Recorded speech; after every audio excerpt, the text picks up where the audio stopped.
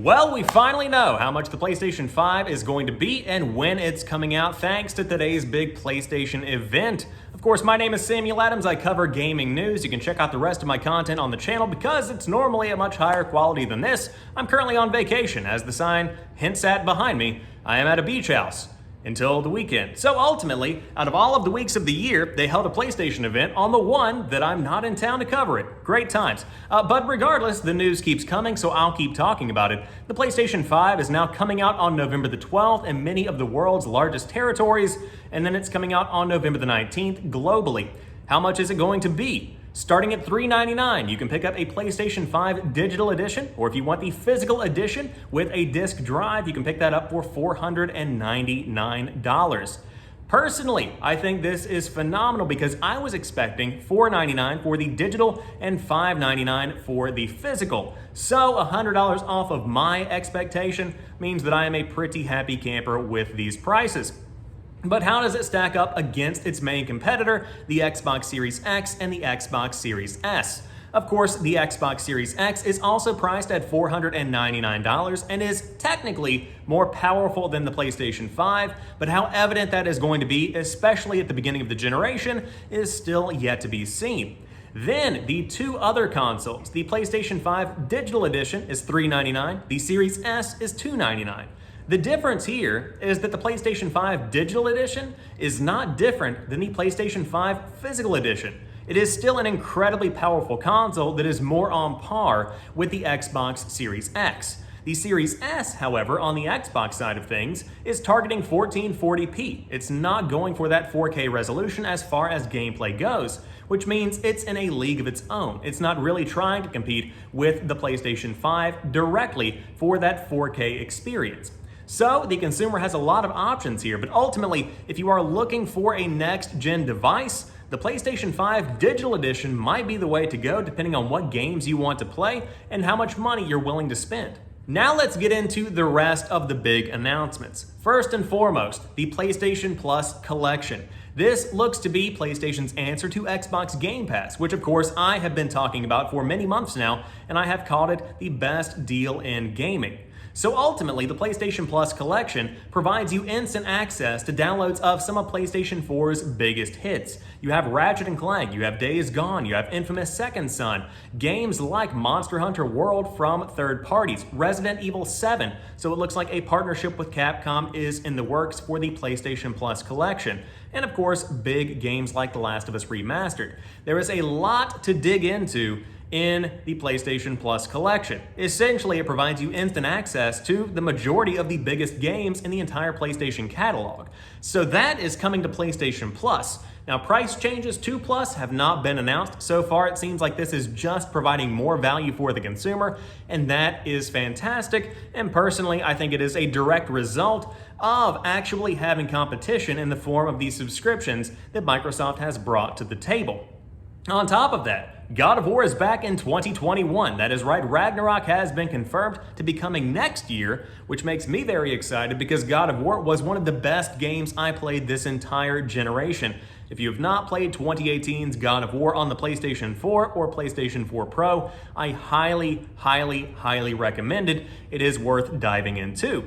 Outside of that, we saw some very enticing gameplay of Spider-Man Miles Morales. We saw Deathloop. We saw Demon's Souls gameplay and a pretty solid stretch of it, and so much more. However, shockingly, one of the best looking games, in my opinion, was a new Five Nights at Freddy's, which makes me feel uncomfortable. It kind of feels weird to say that, but it still looked very, very good. On top of that, we saw a new trailer for Resident Evil 8, and if you want to check out the entire thing, the event in and of itself, you can find it over on the official PlayStation YouTube channel. Just cutting in here, it's me from the future editing the video that you're watching right now.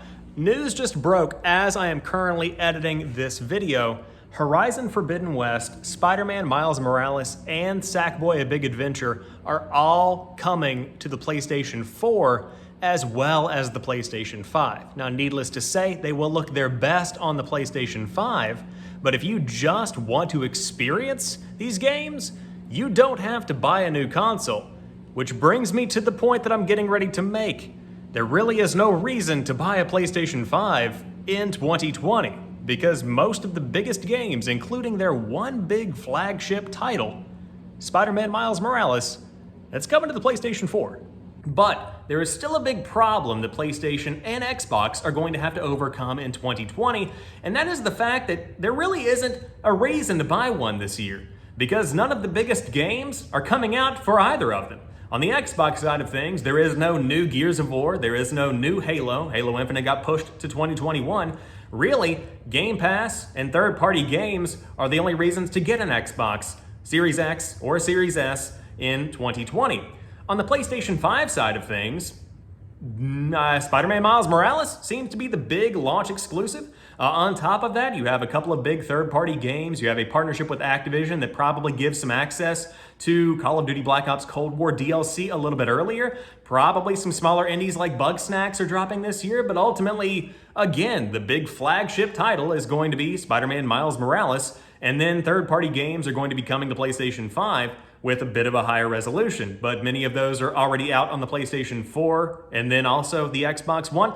So technically, you don't really need a new console this year, and PlayStation's event today didn't really do anything to sway my mind one way or the other. It's just coming out this year, and if you do want to get one and future-proof your setup, you have the option to do so. Ultimately, when it comes down to this generation, the consumer has more options than ever for how to get in to next generation gaming. And it really comes down to a couple of elements. First and foremost, what kind of games do you want to play?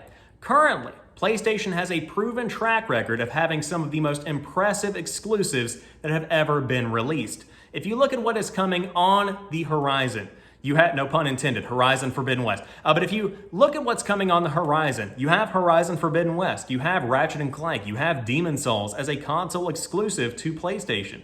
On top of that, you have God of War that is going to be coming out in 2021, which looks to be one of the biggest holiday titles for next year, regardless of where you play. That is going to be massive. On top of that, on the Xbox side of things, you also have a lot of promising studios working on exclusive Xbox projects. Now, on both sides of the equation, many of these games are eventually going to be coming to PC. So if you do play on PC, you don't necessarily need to buy either of these right now, especially if you are willing to wait for those PlayStation exclusives to come out at some point in the future. On top of that, how much are you willing to pay? Because the Xbox Series S is incredibly affordable at $299 if you have not gotten into the world of 4K gaming. That could be the best option for you, especially if you get into Xbox Game Pass. However, for $399, just $100 more, you get access to the PlayStation 5, a console that is capable of doing 4K, and it's playing some of the biggest PlayStation exclusives along with some of the biggest third-party games. That is another incredibly enticing value proposition. And then for those that are wanting the entire experience, you have two consoles that are exactly the same in terms of price. You have the Xbox Series X, which is technically a bit more powerful, but is that going to be noticeable? That is still yet to be seen. Then you have the PlayStation 5. Both of these, $499. That sounds like a pretty good console setup to me. When it comes to when you can get these consoles, they are incredibly close together, and for anybody trying to get both of them, they're literally days apart. That is so much money. You could be dropping as much as $1,000, not including tax or shipping, on two consoles within a week. That is so much money. But this holiday season, it looks like it is going to be a very tight competition between the PlayStation 5 and the Xbox Series X, but ultimately, do you need either of these this year? Not really. 2021 seems to be the year that it will actually be worth getting in on a PlayStation 5 or an Xbox Series X if you are planning on upgrading. But hey, that's just my 2 cents. But that rounds out today's recap of the PlayStation 5 event and my thoughts on it. Let me know what you thought in the comment section down below. I would love to hear how you perceive this generation. What are you going for? Which console do you think provides more value? And what do you think about the games themselves? I would love to see your thoughts. But until next time, you guys have a fantastic rest of the week. I'll be back on Sunday for a new episode of The Drop, and we'll be back in the studio with your regularly scheduled content.